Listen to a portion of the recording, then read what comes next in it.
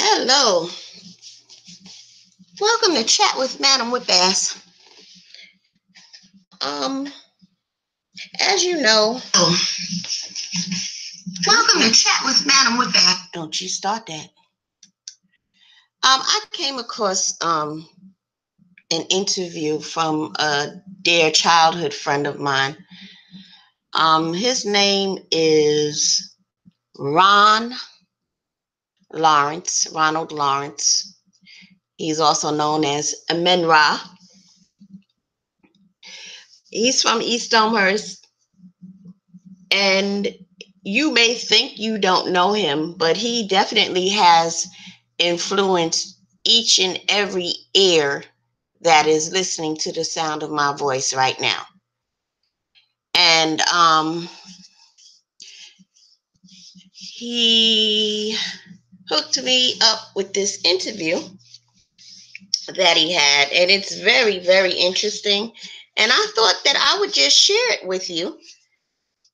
I think it would be of interest to all of you who make beats and make music and, freestyle rap and all that stuff.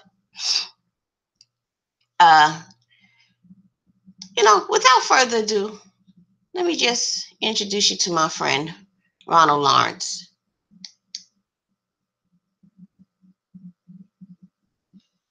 Hey, yo, what is a cipher? If you didn't know what a park was and you heard that thump, you knew where to go. The knowledge of the cipher is to enlighten you. Where you think the cipher come from? The gods. Because you try to jump the cipher and it goes this way.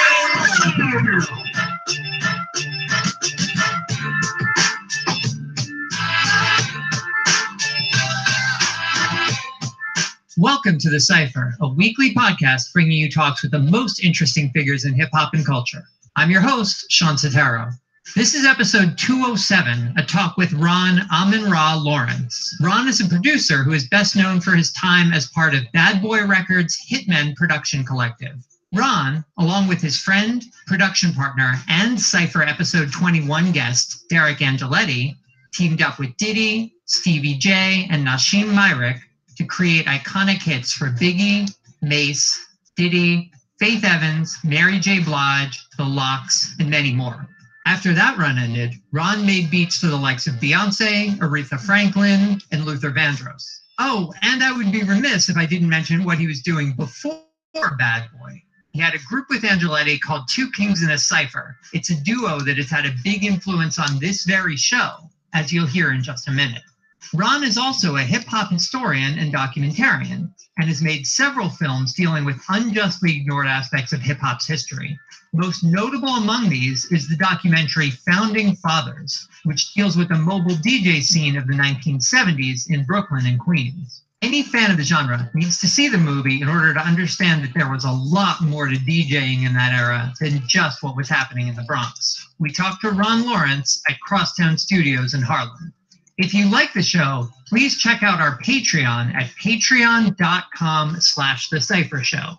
It helps us foot our legal bills, and we've recently updated our rewards with some crazy new stuff. If you want to know any of the songs we're playing during this episode, visit thecyphershow.com to find a complete list and the show notes. While you're there, sign up for our monthly newsletter to stay on top of what's going on with the Cypher. And now, here's the man who hypnotized Biggie, Ron Amen-Ra Lawrence.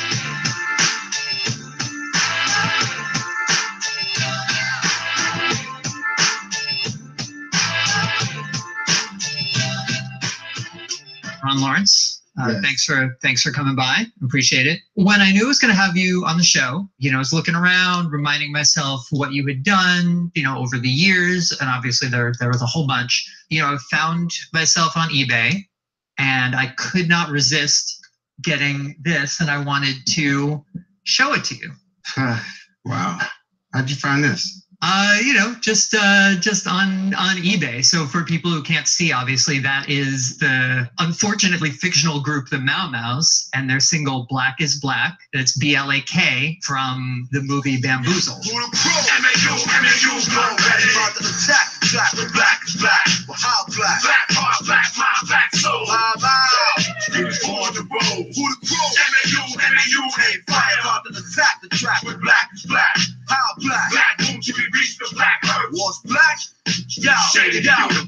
song produced by Ron Lawrence. That is correct. Yeah. So what? Bamboozled is, by the way, one of my favorite movies. I think it's brilliant and was incredibly underappreciated. You were in the movie also? Yeah, I was in the movie. I had a very, very small part. I had a little more, but they, I guess, didn't have enough time. Yeah. So they cut it out. The part of me in the movie is so small that you probably miss it. Mm-hmm. But I play the engineer in the movie. Right here. What's that? Black is black. I got production credit for it. Oh, nice. Yeah. What do you remember about making that song? Wow. Quite interesting because it was so many different people, so many different rappers, coming together to make this record work. And they were also actors in the movie. Yeah, Mos Def, Cannabis, Charlie Baltimore, MC Search, DJ Scratch, Moms, and J-Lo Grills. And this was around the time before Mos Def actually blew up. And Cannabis, this was around the time he was having that beef with LL Cool J. Yeah. It was just great to just be a part of this whole situation and just having the credit for a soundtrack to a movie, because I did more than just this. I actually did the source for the movie. Oh. Yeah, which I didn't get credit for. It was omitted for some reason. But yeah, if you see the movie and if you see some of the hip hop production work, that's my stuff. Oh, wow. Like I said, it's one of my favorite movies and it was great. Yeah, and I don't, the thing is, I don't even own a copy of this. The actual vinyl. Yeah, I didn't even know it existed. Yeah. They're pretty inexpensive on eBay. So before you leave, I'll show you where to find it. That's actually cool. Yeah. I like this. Yeah. I don't know how familiar you are with our show, but the very first sound you hear in every single episode actually comes from your group. That's right. From Two Kings in a Cipher. Yes. Derek saying, Ayo, what is a cipher? Yes. Hey, yo, what is a cipher? 360 degrees, a cycle, a square, a circle, completion. We used just that little bit for the intro, but we wanted to ask the expert, well, what is a cipher? 360 degrees. It's a circle, pretty much. But, the term cipher, it was very well used in the Nation of Islam, mm-hmm. which the 5% Nation was an offshoot from. Right. And that's where, the whole cipher thing comes from. And, we were two kings in the cipher. Of course. And so I know that you had some relationship with the 5% Nation growing up. Is that true? Early on, yes, as a teenager. Actually, before I came to Howard University, yeah. But then your manager for Two Kings in the Cipher was Haq Islam was very involved in the Nation of Islam, right? Yeah, but he also was a 5% as well, yeah. And then he moved on to the Nation of Islam later on. How'd you hook up with him? Was he in school with you, or? Yeah, he went to Howard University as well. Mm-hmm. Yeah, and I had a setup in the dorm room. I was like probably the only person at Howard University at the time to have equipment. Mm-hmm. I had gotten the MPC 60. I had a M1 keyboard, and I had a Tascam 4-track. I'll create beats and demos. Me and D-Dot, we were working on Two Kings in a Cipher demo at the time. And a friend of mine introduced me to Haq. He brought Haq to the dorm room, and Haq heard the stuff, and he was interested. At the time, Haq was doing A&R for Philadelphia International with Kenny Gamble and Leon Huff. Right.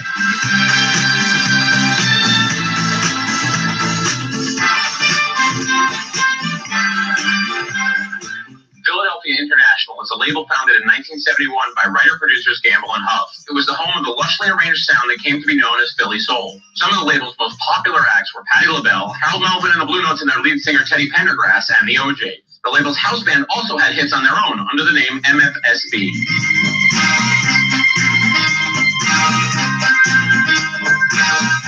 It was a very interesting situation. Just to be able to be a part of that, it was great. You didn't sign with Philly International, but you recorded in their studios and sort of hung out there, right? Yeah, we recorded because of the connection. There's a whole story behind that, but we would travel back and forth because we were living in DC at the time, so we had to travel every other week to go to Philadelphia, and then we would sleep on Haq's floors. Yeah, but with the studio, it was a great experience just working with Kenny Gamble and working with all the writers that were around at the time that used to come to the studio, and a lot of them had wrote a lot of the hits for Philadelphia International, but they were still hanging around. But we got to meet all of them, and just to be able to meet some of those writers who wrote a lot of those hits for Stylistics.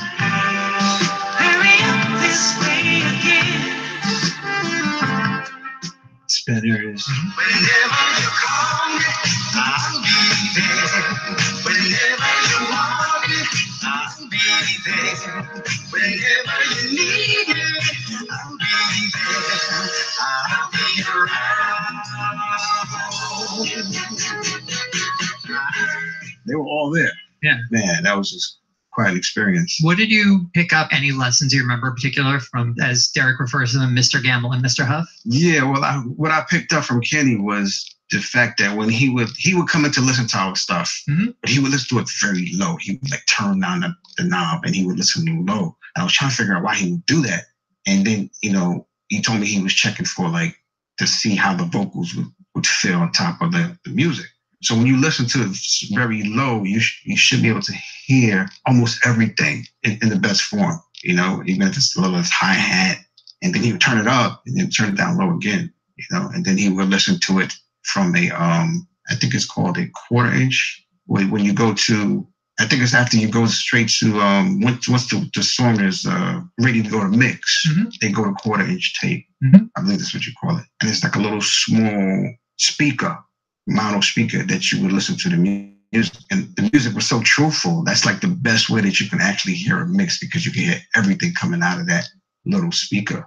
So what I learned from that was like, you know, the cheapest speakers that you could listen to mix to would be the best way to tell the truth on what a song should really sound like. So tell me a little bit about Two Kings in a Cypher, because you guys made a great album. Ladies and gentlemen, presenting Army Ron D.O.G. Yo, this piece about the funk. Indeed it is. Shall we? Who shall begin? Flip a coin. Yes, the devil will see. After you, Rob. You, D.O.G. Yippee-yippee-yay, yippee-yi-yi-yo. All praise due to the king, TKO. It's a moonlit night as I walk and wonder. Cause I can't understand the spell you're not under. I know I don't deserve the love that you're giving, but you're every reason I'm living.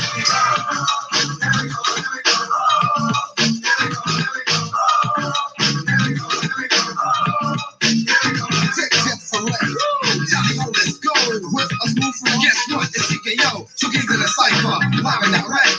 Mic check, mic check, mic check. Well, it's Army, been one, Rob, the sun. Like a beat so easy and a rap well done. I don't eat the burger, so I gotta eat the bun. My dad is a pistol, he's the son of a gun. I shine like some singles before you broke up and got more into production. How'd you guys decide to form a group in the first place, you and Derek? Early on, like I came from a neighborhood that very influential in the music industry as time went on. East Elmhurst? Right? Yes. So I was around a lot of that. And, you know, I had a lot of connections. And at the time, the only person that I really saw that was serious about it was Derek. Yeah, so I had approached him and said, yo, let's put something together. Let's start a group. And he was down. And the way he broke it down, I was curious if you had the same impression, was that you each did both lyrics and music, but he was primarily a lyrics guy and you were primarily a music guy. Is that an assessment that you agree with? Yeah. I mean, but I was lyrics first. But the fact that we didn't have a producer, that was the reason why I got into production, because we needed somebody to make the beats. I mean, lyrically, he was better than I was. So I kind of gravitated more to the production. Yeah. And because we needed a producer, and that's how I got into it. So what I did was I went to the administrative building and I took a loan out. I think it was for like $600. It's like an emergency studio loan. And I took it, I bought this big boombox radio, which had 2 microphones on it. And we started that way. And then I had this small little radio. And I would play the music from the small radio and I would record from the boombox. You would do your vocals into the into the boombox on top of that and record music and your vocals. That's how we started off. And then in the front of a partner of mine across the street, he had an MPC 1200, a drum machine. So we would go over to his place and we would tell him what we want and then he would create the beat. You mentioned Queens. Your brother was a DJ, right? Yes. Tell me about that when, being around him growing up and seeing him spin at places. What was that like? Yeah, well, that was the first time I ever figured out what a DJ was. This was like back in 74, 75. And he had a console. It was built by Richard Long. Yeah, Richard Long was a physician, mathematician guy, and he understood sound. He understood physics and acoustics, and he would build systems across New York City, like Studio 54, The Garage, like all these big clubs across New York, and he was very popular. It's not quite possible to state how important Richard Long was to the development of live club sound and consequently several different genres of music. His systems were known for huge and round bass with hard-hitting sound where low frequencies were felt more than heard. In New York City, his home base was the Paradise Garage, where he worked with the legendary DJ Larry Levan to continuously tweak the sound and his talents to greatest effect. Among the other famous clubs he put systems in included Studio 54, Area, Bonds International Casino, Zanzibar in Newark, New Jersey, and several international nightclubs. He also put a system in the Box and Warehouse in Chicago, where another legendary DJ, Frankie Knuckles, who had worked with Levan and Long previously, effectively led to the birth of house music on the Long system. As of 2015, the only remaining functional Richard Long system is at the Eldorado Auto Scooter bumper cars in Coney Island. Yep, bumper cars. So my brother got a connection to him and talked to him about building a sound system for him, but he wanted to take it to the street. This was around the first time that I think something like that had ever been done. So my brother had like a mobile system. So we had the Bertha speakers, all the speakers that Richard Long had set up in the clubs. My brother had a set of that, and my brother he would give it to my brother to test them out in the streets. Yeah, so my brother had a state-of-the-art sound system back then. So when he would come out and play, he would blow everybody out because he had the perfect sound, bass, mid-range, highs. When everybody had to connect their stuff with wires, my brother's stuff was already set up. It was just, all you have to do was just put 3 or 4 pieces together and he was ready to go. Wow. Yeah. And you mentioned Bertha speaker. Is that a specific type of speaker, or is it just kind of a generic name for big but portable speakers? No, the Bertha speaker is a speaker that Richard Long designed and created. Okay. He called it the Bertha. Now, some people may say they had Berthas and all that stuff. It doesn't fit. If it wasn't built from Richard Long, custom built, it wasn't a Bertha. Gotcha. Yeah. Now they had Earthquake speakers. I think those were made by JBL. But Richard Long had his version, which was custom. You couldn't buy those in the store. Wow.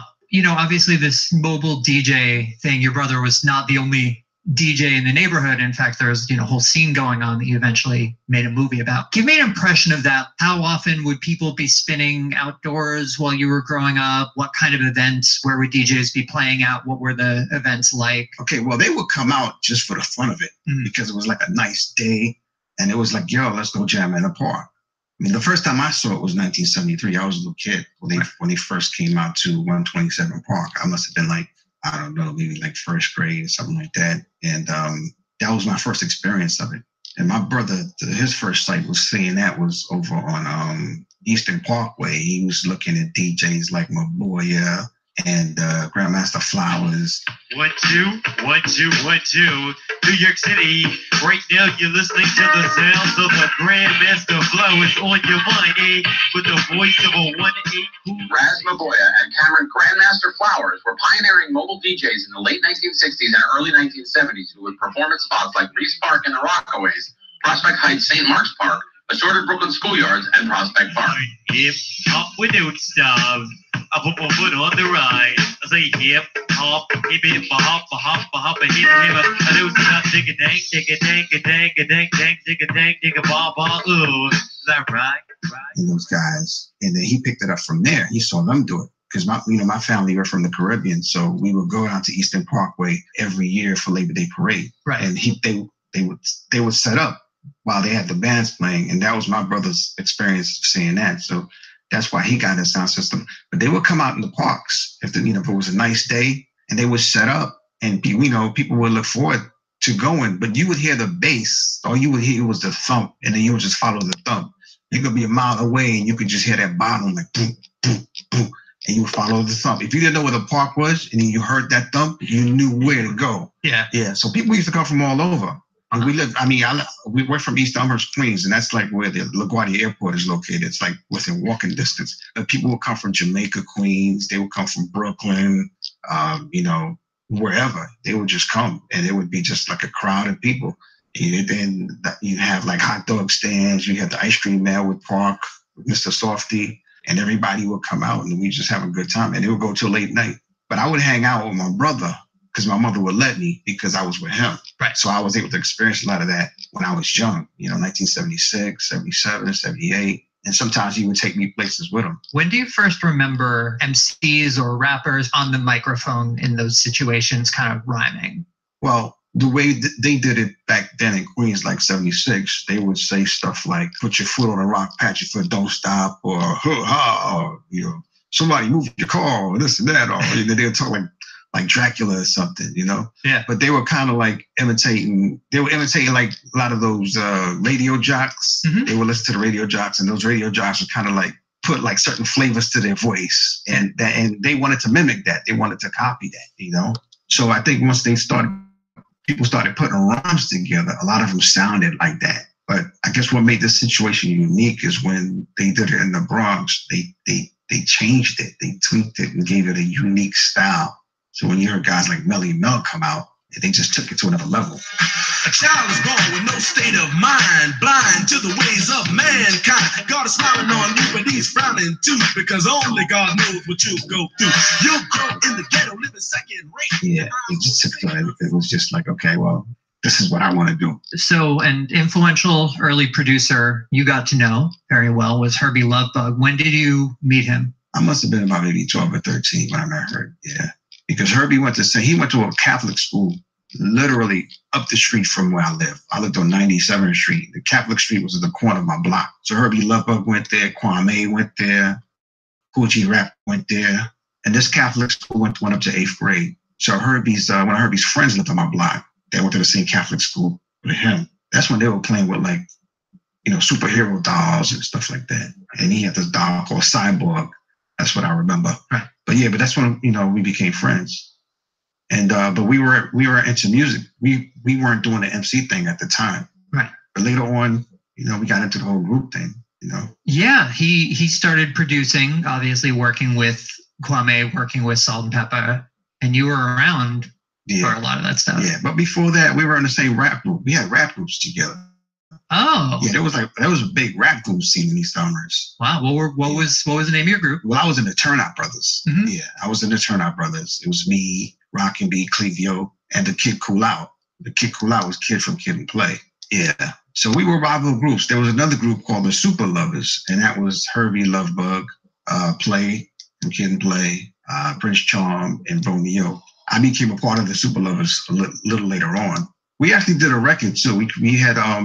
We recorded a record called The Lover's Law back in like 1983. Time is now, and right here's the place for all the hangovers of our race. We're here to talk about love and how it's used when in the wrong heart, how it's abused. People walk around. But we were, as the Turnout Brothers, we would do shows.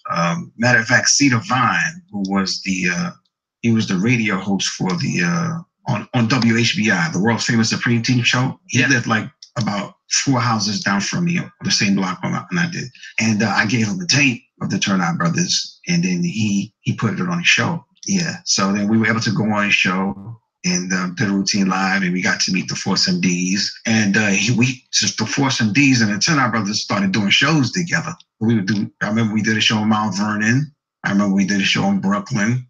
We did a show at USA Roller Skating Ring, which I have a flyer of. But yeah, we got to know the Force MDs early on. And Jesse D, who was he was actually the opening act for the Force MDs. He was a comedian at the time before Jesse became a part of the group. And so when did you start like really working with Herbie after he had established himself as a producer? Probably like 86, 87, somewhere around there. You were in college, or? Yeah, I was in college because he left the group, the Super Lovers, because after Salt and Pepper blew up, he didn't really want to have anything to do with that anymore. He was like, well, this is what I'm doing now. And then Kid and Play, they had their group called the Fresh Force, and they were doing their thing.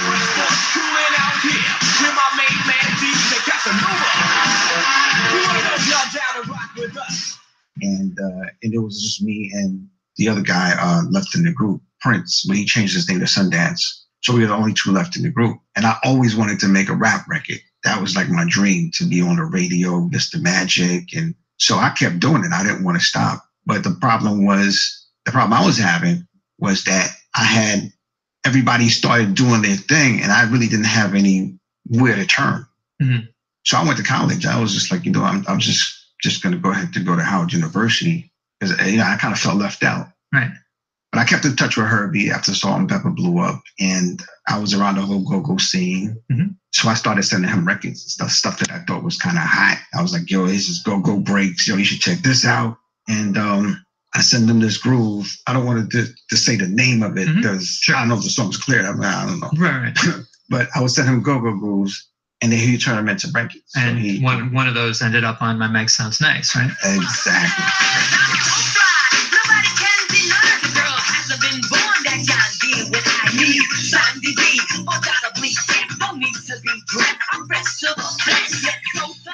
My Mic Sound Nice. The go-go groove was one of the things that I had sent to him. Right. So when summer breaks would come around, I would come to his place and we would kind of just mess around with stuff. But I remember we had worked closely on I'll Take Your Man. Salt and pepper's back, and we came to out-rock you. So get out my face before I smack you. Oh, don't you know? Can't you understand? If you mess with me, I'll take your man. I was instrumental in that, but I wasn't really punching any keys on the drum machine or anything like that, or hitting any pads. But I was just making sounds with my mouth, like, yo, this drum pad will sound dope. Like, and then he would just like, okay, cool. Let me just go ahead and he would repeat what I would do on the drum machine. And he would create a beat, and that became I'll Take Your Man. But he lushed it out. He hooked it up. That part I had nothing to do with. Right. He took the record to a whole nother level, and he put everything to it, and the song just became a monster. Amazing. And so back at college, you formed TKO. Right. But before that, when I was still wanted to make this record, well, Herbie Lovebug had gotten a production deal from Eddie O'Loughlin, who was the CEO of Next Plateau Records, which Salt and Pepper was signed to. Right. Yeah. He had produced a song called Doctor's Orders way back in the 1970s.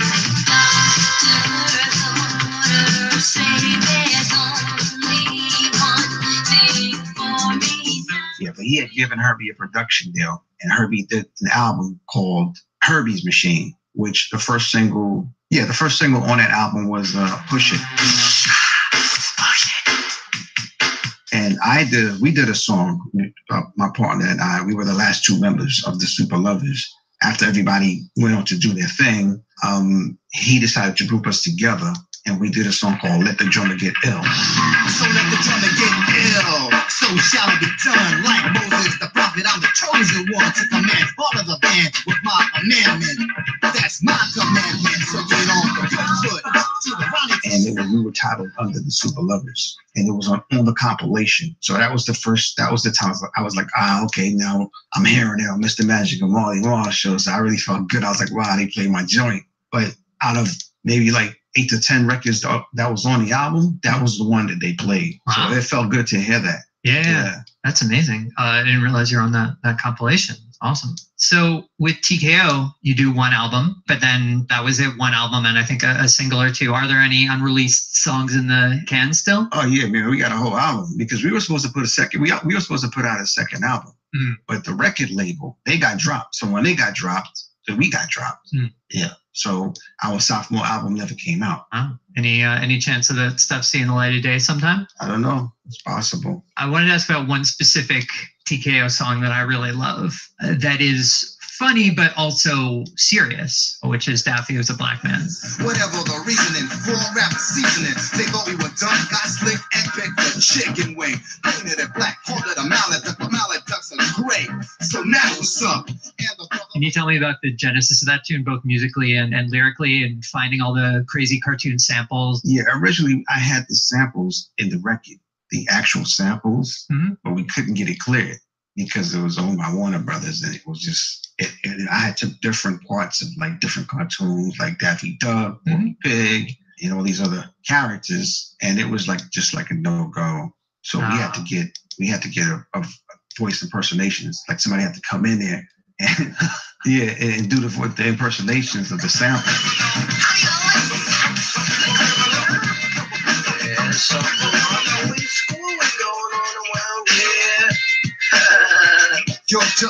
The actual sample sounded a lot better because it was very authentic. How did the concept for that song come about? Was that something you guys would just sort of talk about when watching TV? Or? Well, there's a gentleman by the name of Rich Byers, who was a friend of ours, who actually wrote that particular song. Yeah, and he came up with the concept, and we loved it. Yeah. And that's how we did it. There was another song like that, too, but For the Brothers Who Ain't Here. This is for the brothers who ain't here. For the strong brothers missing an X. Mentally and physically. Somebody tell me what happened. Yeah, and that was a poem written by Ras Baraka. Ras Baraka, who was the mayor of Newark. Yeah. Yeah, and he had written a poem, and he had recited the poem at an event at Howard University, and he just blew the whole arena out. And we was just like, yo. And then one day I was like, yo, if I could make that into a record, it'd be dope. And then I asked him, and we took the poem and just flipped it into what it was. Was he was at school with you guys? Yeah, Ras was there. Yeah, he came in 1986 around the same time he was there. Wow. Ages ago when Derek was on the show, I asked him this, but I was curious for your perspective. What was an in college Diddy like? How was he the same person he is now? How was he different? I mean, Puffy was very outgoing, very colorful, just, always dancing. And I mean, he danced very well. So he was always in all the fashion shows. He was very arrogant. And there's, even at 19 or whatever. Oh yeah. But he always knew what he wanted. Mm-hmm. He was one of those guys that always, he knew early on that he wanted to have a record label. He was just that type of guy. Yeah. So when you hooked back up with him to work as part of the production team at Bad Boy, how did that happen? What was the process of reconnecting with him? When I was working on the Two Kings in a Cypher demo, he told me, he was like, yo, when you're done, make sure you bring it to me. And he was at Uptown at that point? Yes. Mm-hmm. Yeah. And I didn't bring it to him. So he was kind of upset at me about that for quite a while, so. Was there a particular reason, or just you'd had other offers at that point, or? Well, I mean, I'm not the one that handled the situation. It was Hot Islam. Gotcha. He's the one that went around to the various labels. And he's the one that got the deal. So that was out of my control. Right. Yeah. So when I ran into Puff one time, he was just like, yo, why didn't you, when the record came out, face to face, it was like, yo, why didn't you bring it to me? I thought you was going to bring it to me, so he was kind of like, I think he kind of held that against me. Mm-hmm. But when I got to Bad Boy, it was a tough situation for me because him and I, we didn't really have much of a communication factor going on between us. It was tough for me to get production placed. Yeah, you said after your first year or so, you almost left. Exactly. Yeah. How'd you know that? We hear stuff. Yeah. See, I almost left because I wasn't getting any work. Mm-hmm. Yeah. So after Two Kings in a Cypher, after the sophomore album, when things didn't work out and the label got dropped, mm-hmm. and being that we were under the label and we lost our deal, I had to go back to my regular job. And D-Dot went to New York. And then I got an opportunity to go to LA because the R&B group Shy, they had went to Howard at the time, and they had one of the biggest singles out in R&B, and it was a song called If I Ever Fall in Love.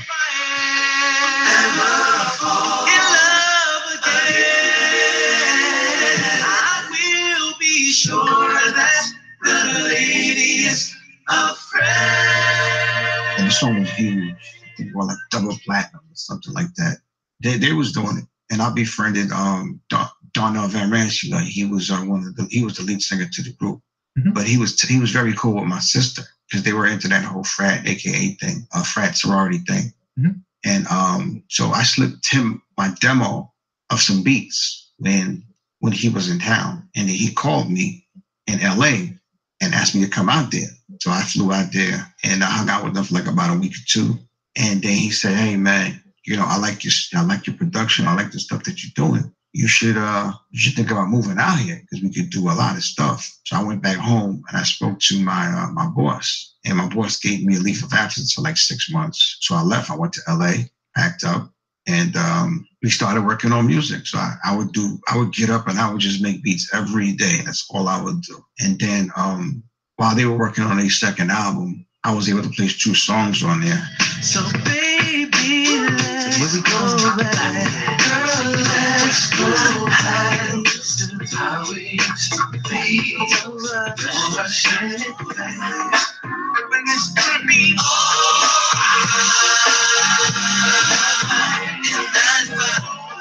But they didn't want to give me production credit. They didn't want to give me production, and they wanted to split everything 5 ways. But I wasn't cool with that. I was like, well, wait a minute. If I do the production, then I should be getting... You get half, and the other 5 guys split the other half. Right. But their thing was they wanted to split everything. Like they had something that they had worked out with them, but they had kind of wanted to tie me in there with them. So I said, you know what? I'll suck this one up. I was really too happy with it. Mm-hmm. And D-Dot at the time, he started working with Mary J. Blige doing road managing for her. And things were moving over at Bad Boy at that time. So I started doing little work here and there to stay afloat, like Positive K. I had this record with Positive K. It's a song called It's All Gravy. It's all gravy. It's real gravy. Do what you gotta do when you gotta do it. It's all gravy. It's real gravy. Do what you gotta do when you gotta do it. It's all gravy.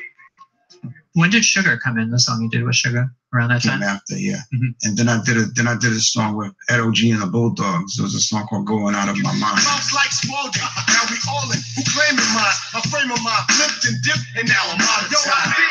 And I think that was the B-side to a maxi single. The RZA and I was on that maxi single. That was early on production of the RZA. I think around the time probably when Wu-Tang came out. What's up? If you get paid like the rent represent. RZA, then going by Prince Rakeem, produced the song As Long As You Know. Get paid like the rent represent. If you get paid like the rent represent. Check it out. I freak that nigga. Beat that.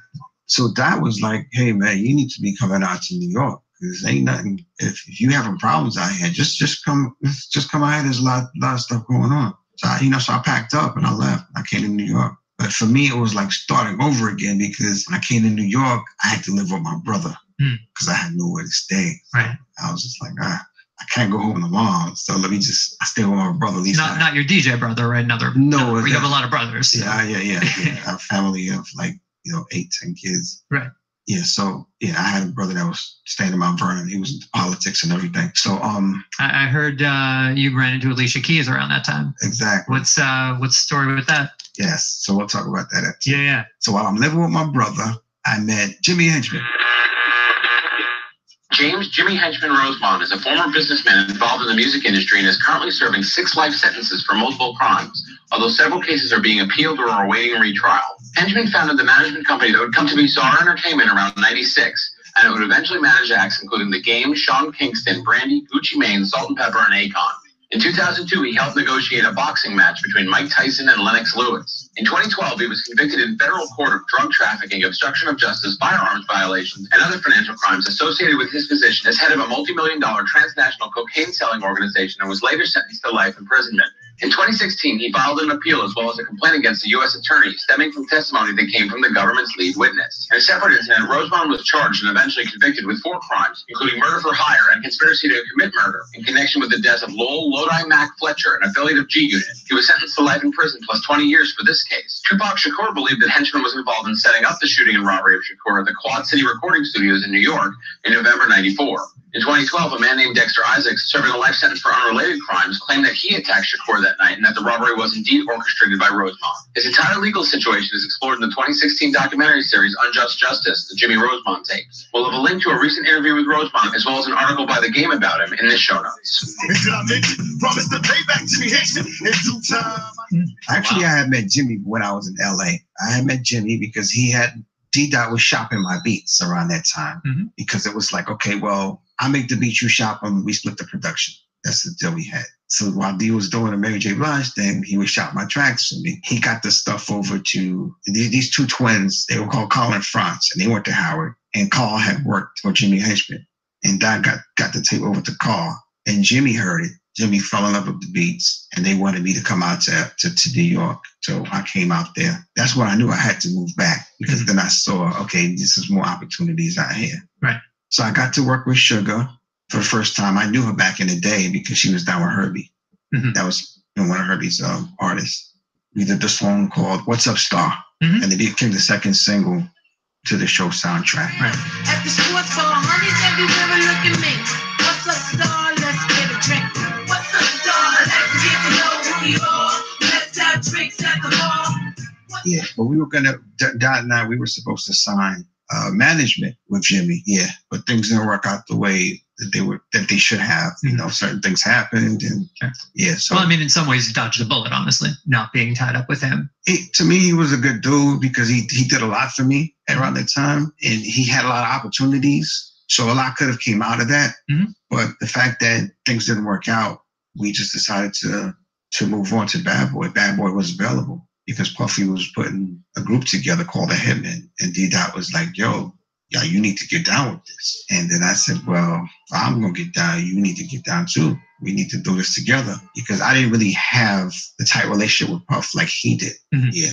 I mean, me and Puff was cool at the beginning, but we kind of drifted apart. Right. But him and Dot maintained that relationship.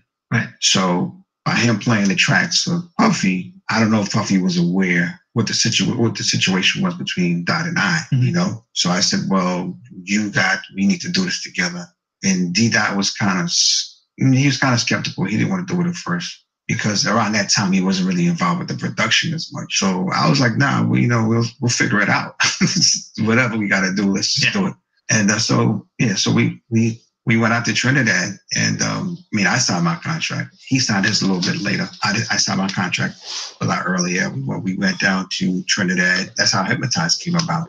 Mhm. Yeah. But the funny thing about it was, when I was creating tracks, Puffy didn't like my stuff because it was too dark. I was doing very dark soundtracky type of beats, and he wasn't really caring for that. So, a lot of my friends liked it. A lot of other rappers liked it, but it wasn't really fitting the format for Bad Boy, for what Puffy wanted at the time. Mhm. So, and me, I didn't like to work in the studio much, because he had this room called the MIDI room, and that was a room where everybody would come into to make their beats.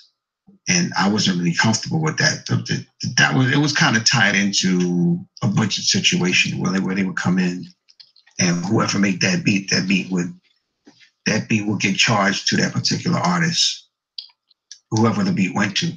Mhm. But I would make my beats at home, and that didn't really sit too well with Puff. He kind of wanted me to be in the studio. So he didn't really care much for listening to the stuff that I would give him the tape, and he wouldn't even listen to it. He would just throw it to the side. Or he would just take it, and I would say, well, did you listen to the tape? And he would say, oh, I lost it. And one day I kind of found the tape sitting somewhere in the studio. So I kind of figured that he must not have been caring. If I didn't do it in that MIDI room, he wasn't checking for it. Mhm. So I said, well, I'm going to start going straight to the artists. I went to Mace, went to Black Rob. They started eating my stuff up. Like, yo, this shit is hot. This is hot. And they started recording it. And the thing about it, those were some of the tracks that I was playing for Puff. One time I actually sat with him in the studio, and I played the tracks for him. And then he would pass on, and he'd be like, Puff would listen to the stuff like maybe 3 seconds, and be like, next. And he would just pass along my stuff. And it just so happened that there was one particular track that was on there, and it was the David Bowie sample, "To Bid Around the World."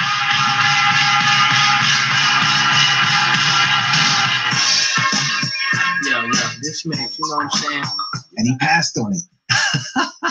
He was like, next. And I love you, baby. Fucking ass bitch today, I'll get you back for dinner. I love you, baby.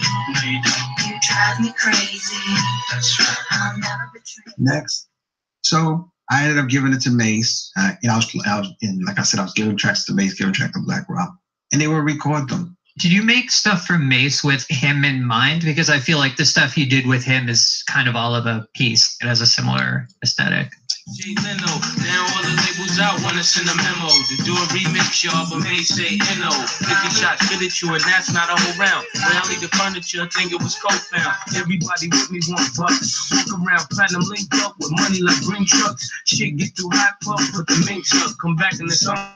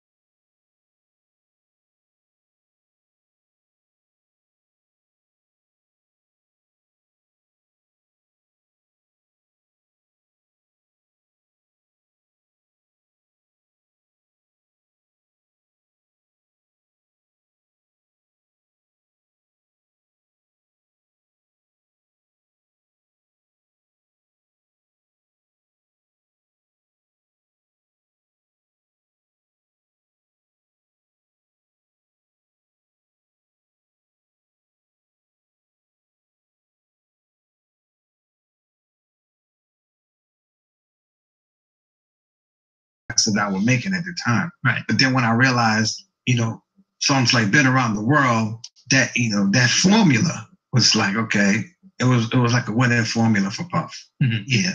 If you had to put it in words, how would you describe that kind of bad boy sound or formula that you put together and started doing? It was a money maker, definitely. Mm-hmm. It was just one of those things that you knew when you did it, you had a good chance of having a #1 single. Musically, how could you describe elements of it? Or yeah, a lot of 48 tracks, believe it or not. A lot of those records were 48 tracks. Even though they sound like loops, we had to dissect the loops and break them up. You had to add bass lines to them. We had to add, sometimes they would put guitars on them and different elements to fill it up. So if the certain rapper or singer was singing on a record, you're able to put drops in them. Like if you listen to like Love Like This, like the whole sound was removed at the end and the bass is rocking by itself. It's like boom, boom, boom, boom, boom, boom, boom, boom, boom.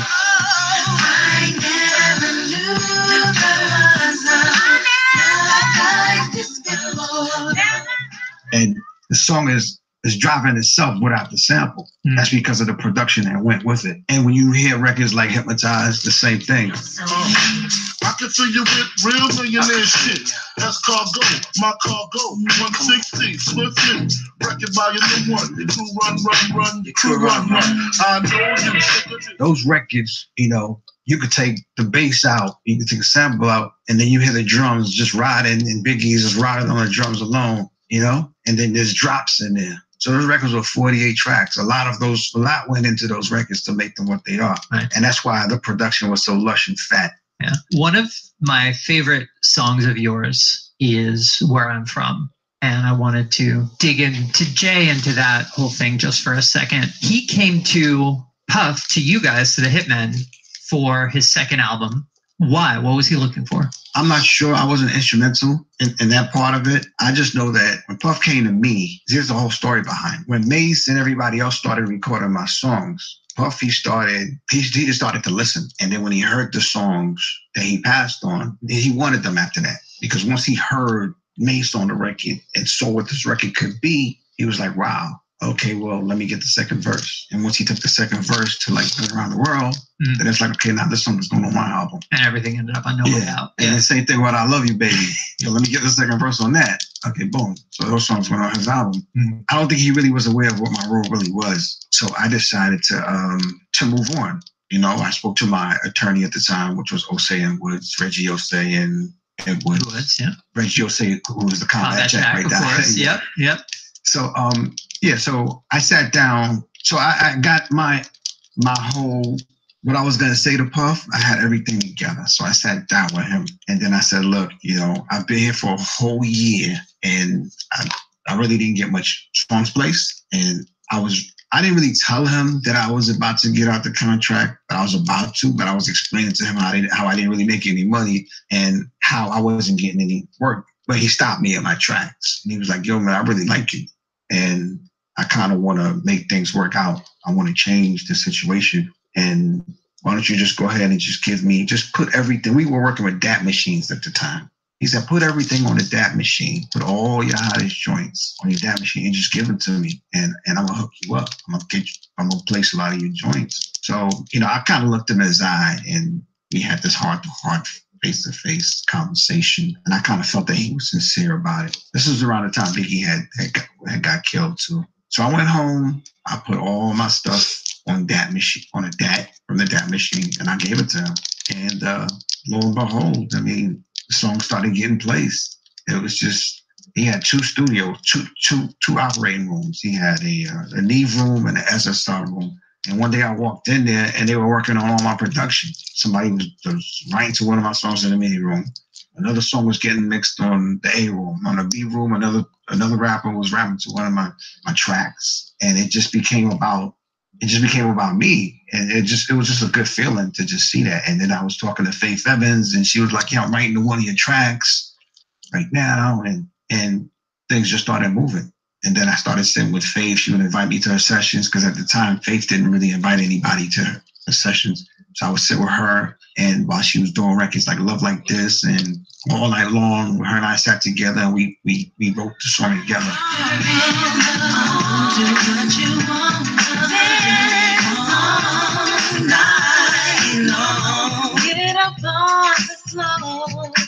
was actually my first co-writing credit. But that I called it the Magic Dat. But it's the DAT machine that Puff had, and it was like a go-to DAT for outside production. Is that where all the LL stuff came from? Yeah. Have a nice and moist, or play paper games and floss the Rolls Royce. Something like a phenomenon. Something like a phenomenon. Staring at my ice, smelling my cologne. She lived on Southside, Supreme Team Zone. Forever keeping it locked. It's now time to rock with. Don't ever underestimate the Jack the Ripper. So if there were songs that, like, you know, Brian McKnight, if the label came to him for a song and they needed like a up-tempo, he would pull out my DAT and he would take a song from it. So that's how I got the song placed with Brian McKnight. Understand how he can treat you the way that he does. And we went out to Philly and we did Boyz II Men. I Can't Let It Go. I can't let it go. I can't let it go. But I need the love she gives me. And we did the R. Kelly song, Spending Money.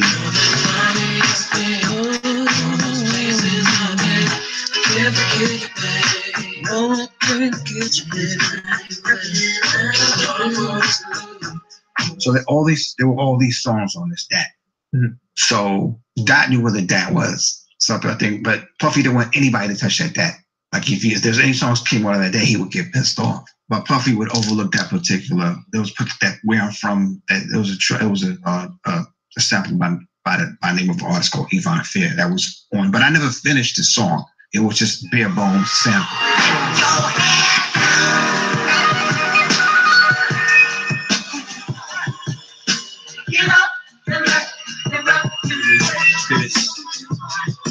I really was pissed.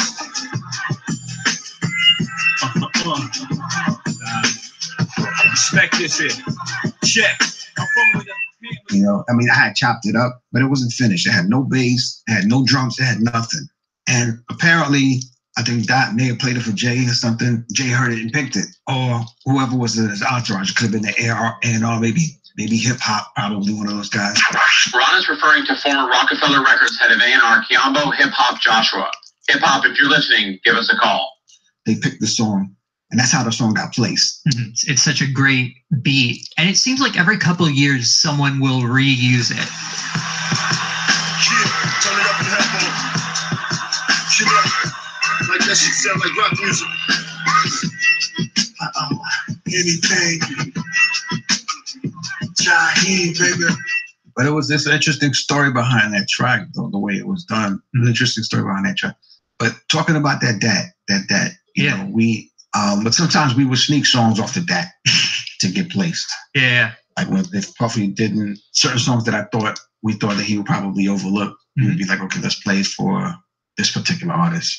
Like, for instance, Jive Records came to me and did that, and they had a check. I can't remember how much. It was $30,000-$40,000 check. And they were like, look, we want you to do 2 songs. We want you to do a song for Will Smith.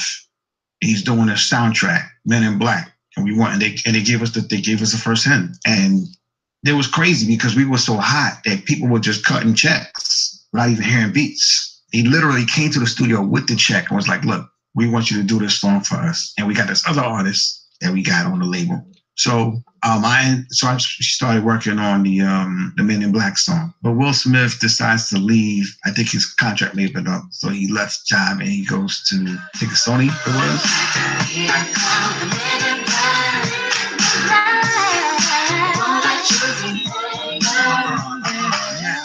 Smith said in a 1997 interview with Entertainment Weekly that Jive turned down the theme song to Men in Black, saying it wasn't a hit. Unsurprisingly, Smith's first solo album, Big Willie Style, came out on a new label, Sony. That situation has just changed. Tony Parker ended up producing the song. But that was originally we were supposed to produce it because we got to pay for it and everything. Was it going to be a similar? It was the same exact track. Same track. Same exact track. I did this whole thing. Same exact song. Wow. Yeah.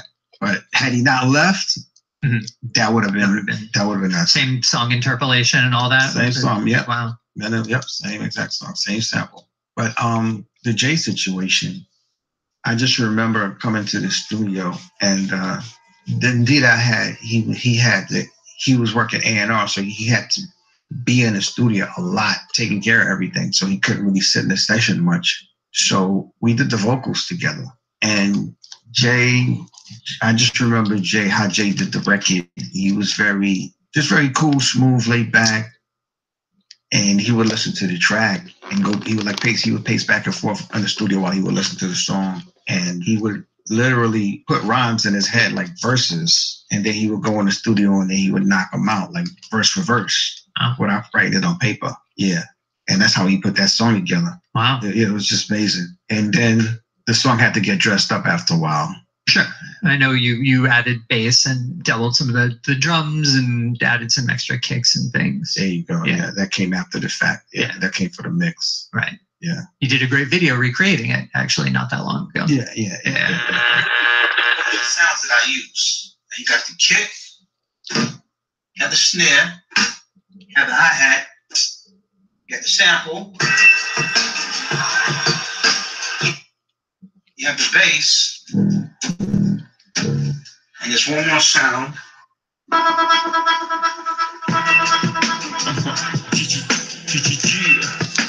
Which kind of gives the song the action. I wanted to ask you about something about I Love You, Baby. I don't even know if you're aware, but Prodigy wrote a book a few years ago, and in it he claims that was actually Havoc's beat. Havoc got drunk, left a dad at Diddy's studio. First of all, are you even aware that Prodigy had said that? Yeah, no, that's not true. No. I mean, I figured it wasn't the case, but I wanted to make... No, I actually did that track about Vernon. Speaking of Mount Vernon, what is the Alicia Keys story? Oh, Alicia Keys, when Hypnotized came out, they were the first people to call me. I forgot the name of the production company. They called me and they wanted me to come work with Alicia Keys. They was like, we got this new artist. She's coming out. She must have been about 16 years old. Right. Yeah. And then she would drive up to Mount Vernon, her and her production partner, Crucial. Yeah. So we became cool. And they would come to my setup was in my bedroom. They would come to my bedroom and then we would work on music together. We would work on tracks. And then I used to have records everywhere. And there was this one particular record by Isaac Hayes. But the way I wanted to do the record for her, it needed more instrumentation. So I said, look, we got to find Isaac Hayes. Isaac Hayes, at the time, he was a radio personality on 98.7 KISS. Oh, so he was in the city. Yes. So her production company got in touch with 98.7 KISS and was able to get a hold of Isaac Hayes. So we sat in a meeting with Isaac. He meets Alicia Keys for the first time. His eyes is on Alicia Keys. He's not even paying attention to me. This is my whole idea, production, and everything. I'm trying to get this record done. So, but he's so impressed with her. He's just like, wow, and this is the first time that they're meeting. So we come up with this whole concept of what we're going to do. So then I go back to my crib, started working with the ideas. And then next thing you know, I'm getting calls like, well, we don't have enough money to pay you because we're trying to use Isaac Hayes. But I'm like, but I'm the producer of the record. What's going on here? Right. But eventually they just weeded me out. And the next you know, Isaac Hayes is producing the record.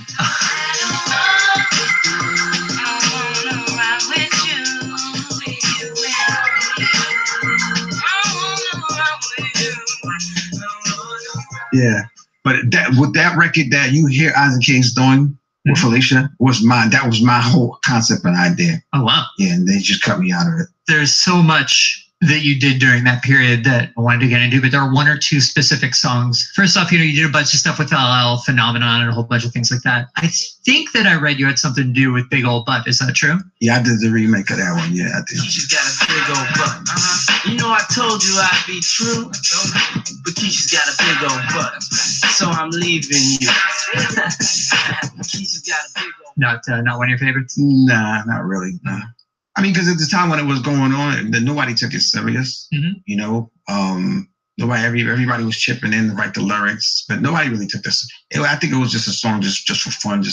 They asked us to do the song for the album, so we just slapped it together and just gave it to them. It was a remake, no big deal.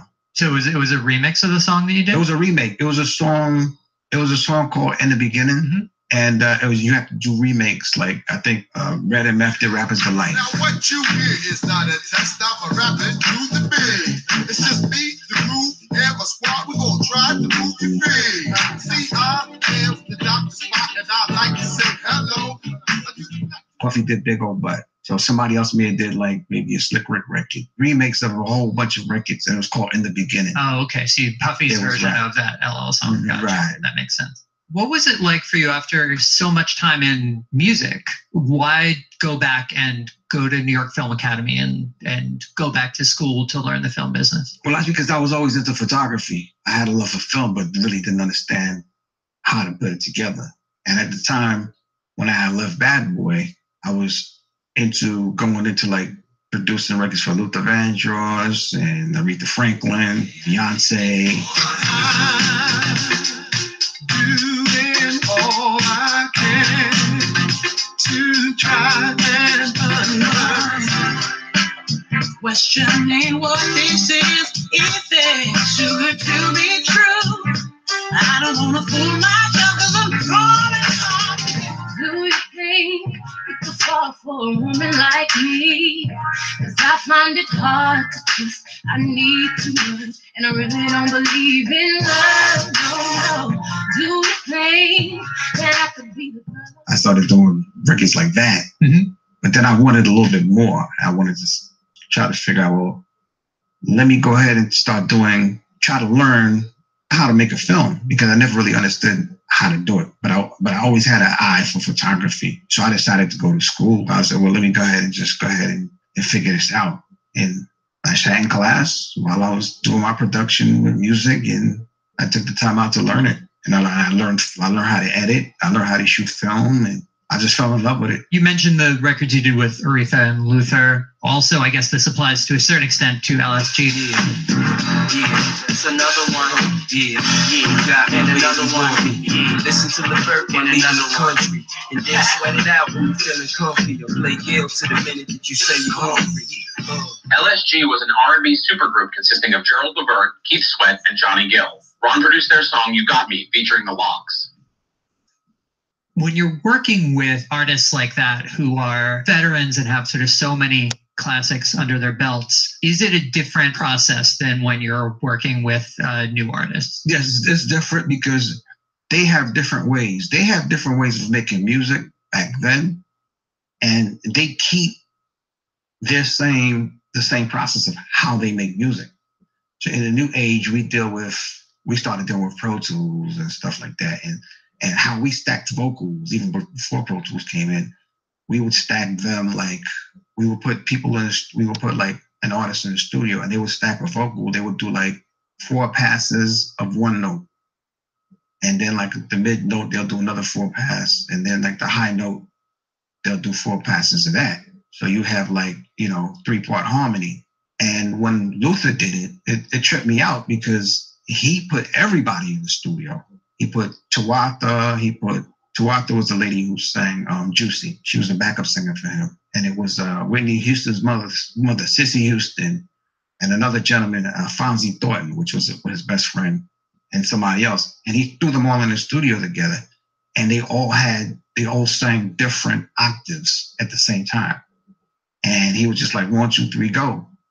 And they would sing the chorus all at once.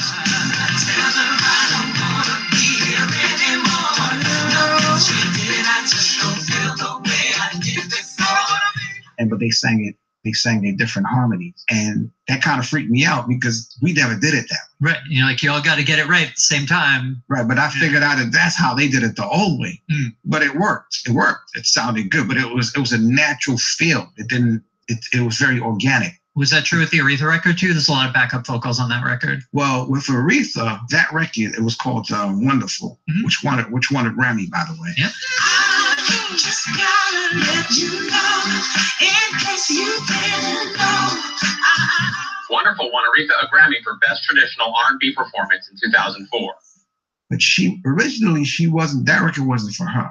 It was for another artist, that a gentleman by the name of KP, who was an A&R for, I think, Sony at the time. Is that the guy from Atlanta? Yes. Ron is talking about Kawan KP Prather, an executive producer and songwriter who started out as a member of the Dungeon Family affiliated group PA.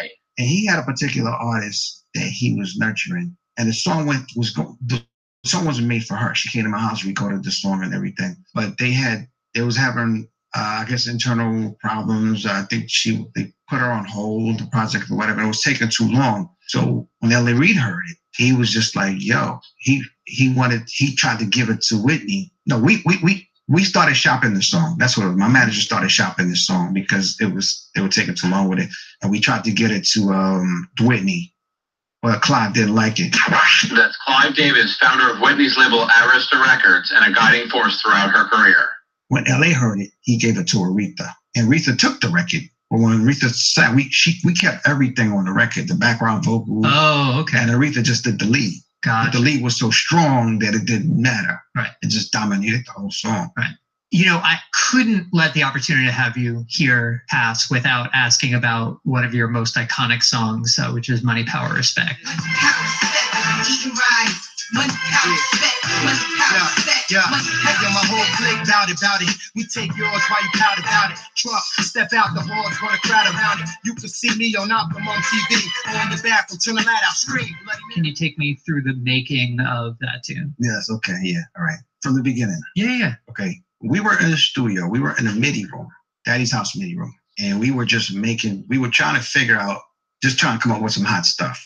Right? It was just like one of those sessions. It was really nothing in particular. We was just like trying to figure something out. Mm-hmm. And I had a friend of mine by the name of Jay Garfield who carried records around. Sometimes he would dig and he would find some good stuff, interesting stuff. So I was like, yo, Jay, what you got? You know? So he'd pull out some of his stuff and then we would listen. And then one of the records he pulled out was Money, Power, and Respect. It was a record by Dexter Wansel.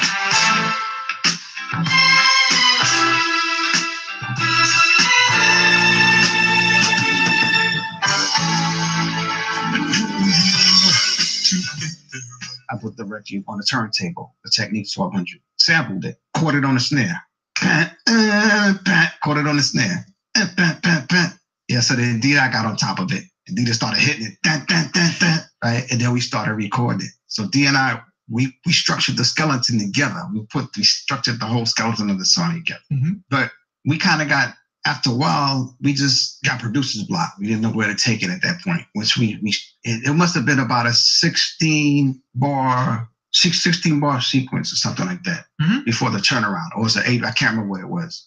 So D-Dot took the track and gave it to the Lox.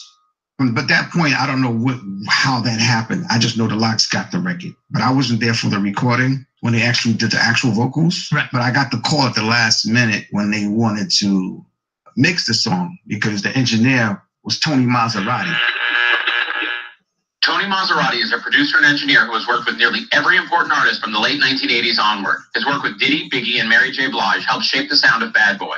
Among the people he's also worked with include James Brown, Beyonce, Lady Gaga, Mariah Carey, Whitney Houston, and Samantha Fox.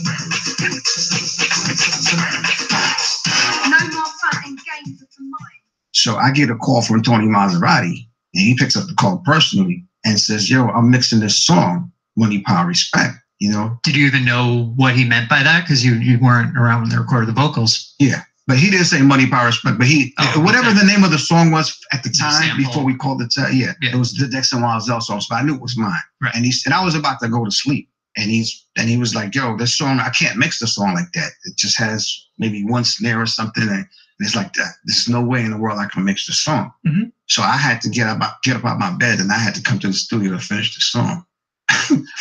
Yeah. So I had to dress it up. Mm-hmm. At the bass, at the kick, the snare. I had to make the song what it is, like the whole body of the song, and finish it off in the middle of the night. Yeah.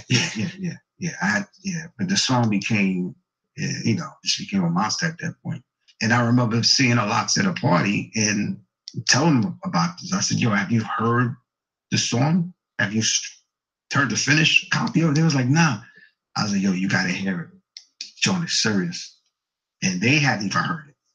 Yeah, they haven't even heard the mix at the time. Yeah, and that obviously became iconic. So I saw a movie you did recently called The Rap Dimension documentary. It's a pretty fascinating movie that is about kind of the precursors to rap, I guess you could say, starting in the 1930s, 1940s in music and in dance. You were given the chance to travel further back, way back, 1970s, 60s, 50s, 40s, 30s, and 20s. What if you could experience rap in that era of time? What would you do? What would you say? How would you react? Tap into your imagination. You're about to witness the rap dimension. Come on, man. I don't know what you're doing. What inspired you to make a movie about that? I'm a researcher. Yeah. So I've been researching that for years, and I always wanted to do something with it. So I started digging and started finding a lot of stuff because I would watch old movies, and because what I realized was back then when blacks were involved in movies, it was always musical for the most part. Right. And if it was a drama, there was a sequence in the middle of the movie or a song. In exactly. The middle of the movie. It was always dancing or singing. Yeah. Or it was always a musical. Always. So I knew to look for those movies. And when you would find them, and even if it was like an all-white movie, and there was like there'd be like a part in there where you would have a musical theme. Right. And They it'd go be like to the nightclub or something. right. Yeah. And then a black performance performed. Right. Right. So in some of those movies, you would find some of those parts in there. So I would go through a lot of those movies and find a lot of stuff. And that's how I came up with Rap Dimension. And didn't even realize a lot of that existed back then. Right. They were actually putting rhymes together. It was amazing. Now, if you want to get to heaven, I tell you what to do. You put on the sock, you put in the shoe. You place a bottle of corn in your right hand, and it'll pass you right over in the promised land. And Yeah, it opened my eyes. Can you talk about that for a second? Do you see a through line there? You have the gospel quartets, they'd have the occasional song where they would rhyme a funny story instead of singing. You can find examples like that all the way up through the mid 1970s, at which point people were actually starting to put rap music together. Yeah. Do you see that as a history, or do you see that as just, a bunch of examples that, later you can kind of go back? Well, no, there's a history to it. It's just like breakdancing. To me, those things it's been there for the longest. Nothing new under the sun. It's just that it's just told to another generation at another time. But like your grandfather may have been doing it, and maybe he may have passed it on to his son or whatever, and then somehow a lot of that stuff gets picked up into our time. But then we think it's something new, but it's not. And the same thing goes for rap. I mean, if you dig deep, you'll find a lot of this stuff has been going on for a very long time. And well, if you listen to early rap, you can hear a lot of the influence on where most of that stuff came from. There's definitely some type of road path passed down. When you hear Rapper's Delight and you hear the Golden Gate Quartet, you hear the similarities, right? Then you hear A-Trap Brown, who was a poet, right? And he says, "I'm the imp, the ladies pimp, the women's fight for my delight." The ladies pimp, the women fight for my delight, but I'm the grand. A-Trap Brown, former chairman of the Student Nonviolent Coordinating Committee, or SNCC, was in jail with the older brother of Raheem of the Furious Five. Big Bank Hank of the Sugar Hill Gang, in turn, got the phrase from Raheem. You can hear Raheem himself talk about this on episode 49. So, hey, I mean, this stuff has been going on for years. Yeah. When you were researching that stuff, what was one example of this precursor to rap that really turned your head around? That'll be the Golden Gate Quartet. That's what really opened up my eyes. That one right there. Do you remember the name of the track? I know you have it in the movie. I think it was Preacher and the Bear. Now, fellas, the story I want you to hear is about a preacher what got in a fight with a bear. Listen close, I don't want you to miss none of your story, cause it goes like this. A preacher went out hunting one day, 'twas on one Sunday morning. And although he was a Christian gent, he took his gun along. Now he shot him a bunch of nice fine quails and shot some nice fat hares. But through the woods, returning home, he met a great big grizzly bear. He needed that. Preacher and the Bear. And that was like about a good 5 years ago when I first saw that. Now you see that in everybody's documentary. Founding Fathers, which we addressed at the beginning, this documentary you made about the history of, for lack of a better word, the prehistory of hip hop in Brooklyn and Queens. Why do you think that in the popular imagination, that history is kind of glossed over for what happened in the Bronx? I mean, I think basically, the way the story is told, once everything started popping from the Bronx, I think once it came out of the Bronx, I think it was polished, and then the cameras were on them because it had a platform. You had the scratches, you had the perfect rhymes, everything was just put together. When it was in Queens, it wasn't well nurtured and formatted the way the Bronx had it. We had our own style. Brooklyn had our own style. But with the Bronx, they took it to another level, and it was just, you know, the timing was just perfect. And one other documentary you did, which full disclosure, I have not seen, was about Guy Fisher. Well, your commutation, yeah. Well, Guy, he was sentenced to life in prison without possibility of parole. Guy Fisher was a member of the Council, an African-American crime organization that controlled the heroin trade in Harlem in the 1970s and early 1980s. He was successful enough that he bought Harlem's famed Apollo Theater in 1977. He was convicted in 1984 of multiple RICO violations, including drug trafficking and murder, and was sentenced to life without parole. In part, his conviction came from testimony from his former associate, Leroy Nicky Barnes, who entered the Witness Protection Program. How did you come to make a movie arguing for a commutation of his sentence? I know his son. His son and I, we went to college together. And we were talking for a few years. And originally, I wanted to do the story about the Apollo Theater because the guy actually owned the Apollo. Right. And I wanted to do a story about that. That's how it started off.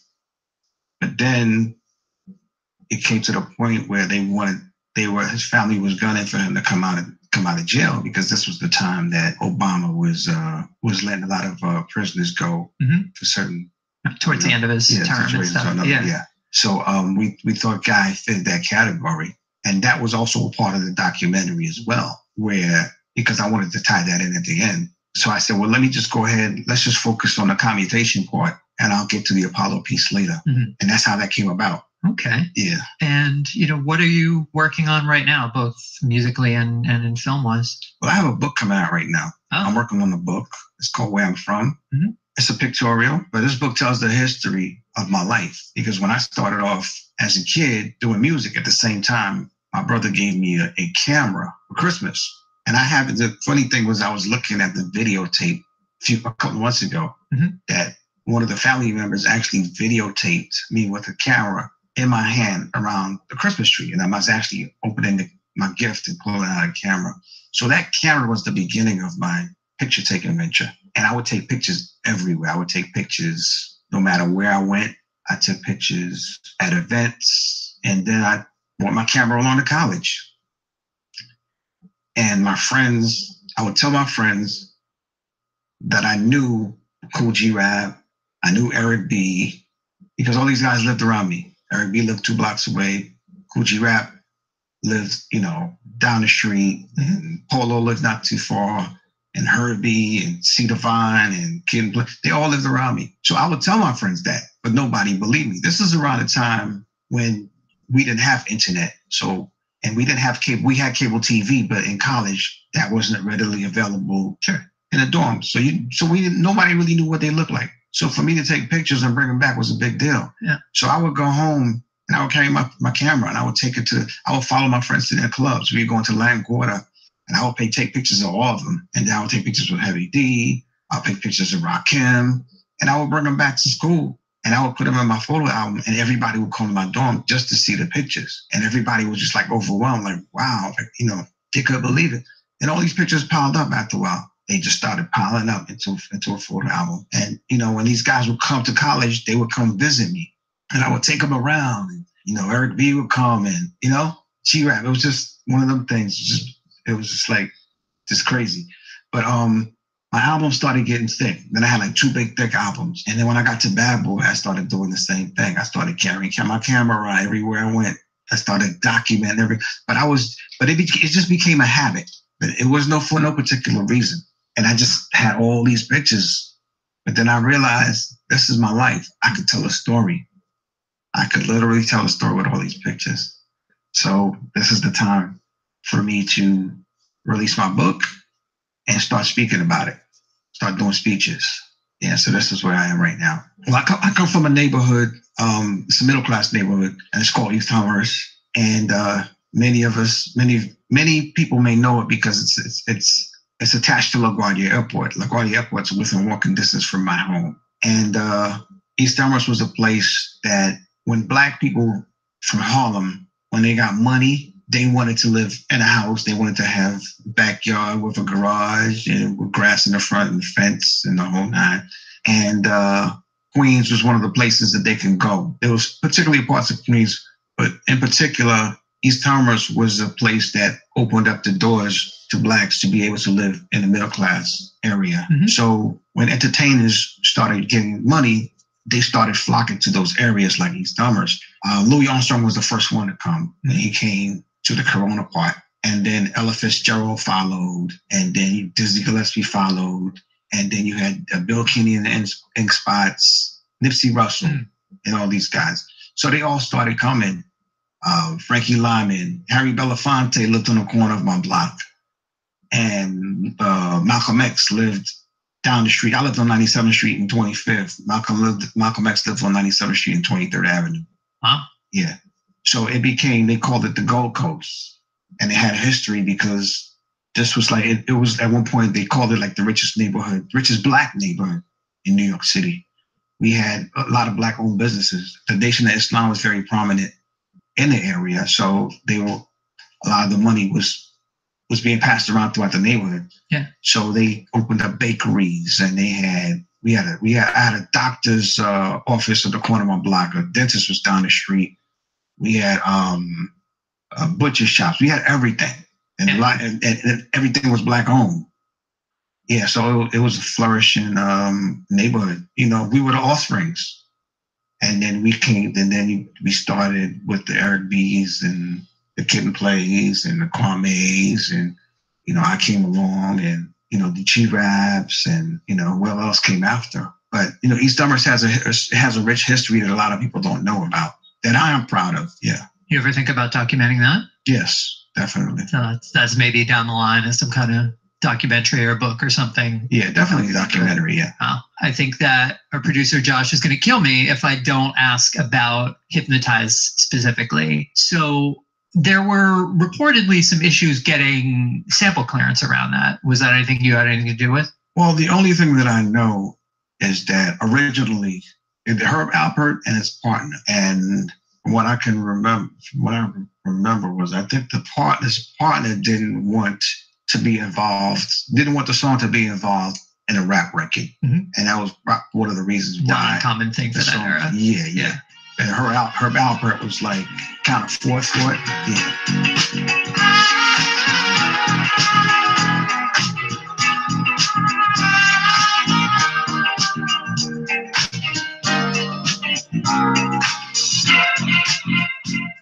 According to Herb Alpert's nephew, Randy Alpert, who was one of the writers on the 1979 track Rise that Ron sampled to make Hypnotize, they had been approached by as many as 8 to 10 artists for permission to use it previously, but had never granted clearance because they didn't like the previous songs. Randy said he actually was a big fan of Biggie's first album, and as soon as he put on the tape of Hypnotize, he knew it would be a hit. He was, of course, correct.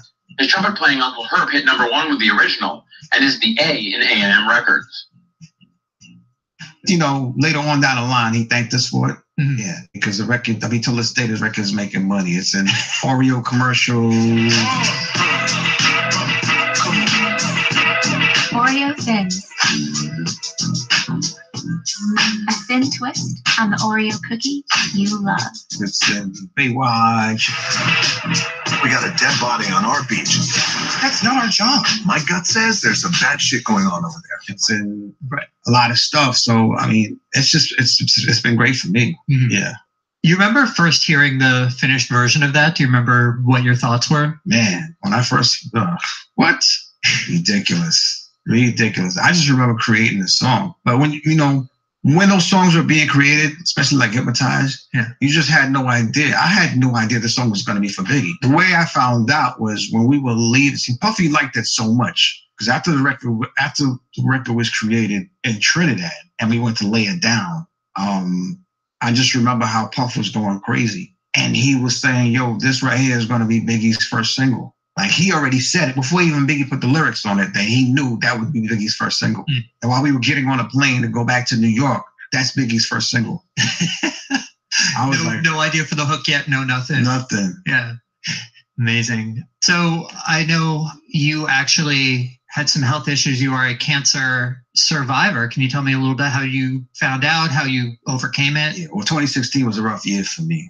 That was a year that I had to reflect. I went through the battle of cancer and I overcame it. I went through different treatments, radiation, chemo, and just the hardship of just trying to get my my life back, on track. Yeah, but but for that year, it just kind of just, it took me for a loop. Then I had to kind of just lay back and just regroup, get my energy back. Because, cancer, it sets you back, Of course. So, but like anybody else that gets it, it's a low blow. But it was definitely a wake-up call, and I overcame it. Wow. So I'm just happy just happy to be strong and healthy again. Yeah. Congratulations. Thank you. That's amazing. But it was most of last year that you spent kind of battling it? Yes, the whole year. I found out the top of 2016, the January 2016.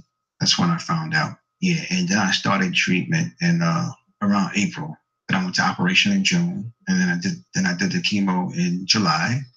Finished in October. Well, I'm glad that you beat it and are healthy. Did you connect with other people who were going through similar disease at the time you were fighting it? Oh no, not at all. Mm-hmm. No, I just really.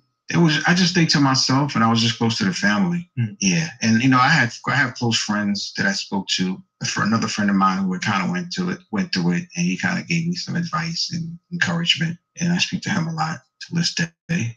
What kind of stuff really got you through it? What kind of kept your head on straight while you were battling it? Well, one thing that I said to myself was that I realized that everybody has dealt with something. Like we all have to have something. At the end of the day, like we all may die of something, or we all going to get something one day, whether it's high blood pressure, diabetes, a stroke, or cancer of this, cancer of that. We're going to get something. So very few people just die of natural causes or just don't get anything at all. So as you age, you're going to have something. So I thought about that, and I said to myself, well, this is what I'm dealt with, and this is the time. I just had to just go battle it and just deal with it. But so I wasn't sorry for myself. I just knew that somewhere along the line, something was going to happen. But now was the time where I was dealing with this. So I told everybody else, don't feel sorry for me. I don't want you to feel sorry for me. This is what I'm dealing with now. And just understand that everybody has to go through something.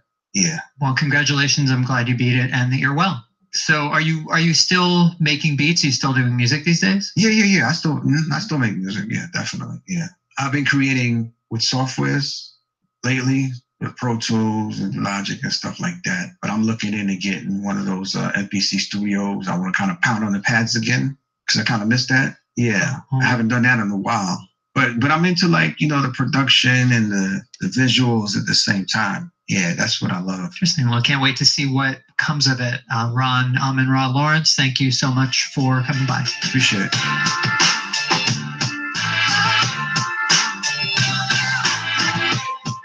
One of the best things about talking to Ron was his real love for music and history, something I can definitely relate to. It was great to watch his documentaries and see his passion for the underappreciated prehistory of hip-hop. I was very glad to be able to dig into that topic with him. And of course, I loved hearing about his early days working with Herbie Love Bug and how he made all those iconic records with Bad Boy. I will never tire of asking anyone who had anything to do with it about where I'm from. Jay, if you're listening, you're next up. From Salt and Pepper to Gamble & Huff to Diddy to Aretha, Ron has a diverse musical background, and that's led to him being able to work with an incredibly wide variety of artists and still always sound like himself. Join us next week when our guest will be Tom Silverman. He's the Tommy in Tommy Boy Records. We'll talk about the founding of the label with Planet Rock and other early dance and electro hits, its transition into golden age iconic acts like Digital Underground and Queen Latifah, and also get into the creation of the history-making New Music Seminar. To make sure you hear each episode of The Cypher as soon as it comes out, subscribe on Apple Podcasts or your podcast app of choice. That's a good opportunity to check out our back catalog. If you like this episode, you should listen to our talk with Ron Lawrence's partner in crime, Derek Angeletti, on episode 21. Whatever you use to listen to the show, Apple's Podcast, Google Play, seriously, whatever, go now and give us a rating and a review. It helps us bring more fans and attention to the show, and you can really help us by becoming a patron. All right. I finally got a chance to listen to the whole thing. I've tried several times, but always at the wrong time. Something came up, so I had to be at my desk working on some things. So I was able to listen to it and get some work done. I hope you enjoyed it. I found it very interesting and informative. And so thank you for tuning in. I'm out. Hey, Elm City. Catch you later. Or I'll probably be back. Peace.